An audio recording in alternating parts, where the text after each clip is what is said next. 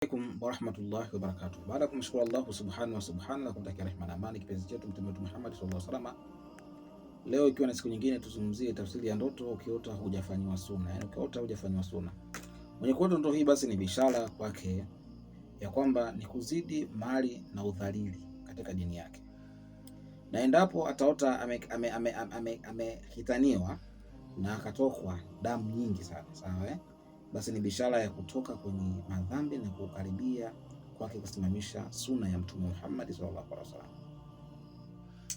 Ukiota hujafanywa sunna na imekuota ndoto hii, ni bishara kwake kwamba ni kuzidi mali na udhalili katika dini yake, na endapo ataota amehitaniwa na atatoka na damu nyingi, basi ni bishara ya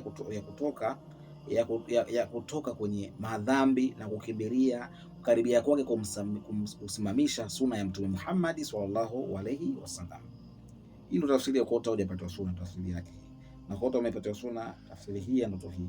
Asalamu alaykum wa rahmatullahi wa barakatuh.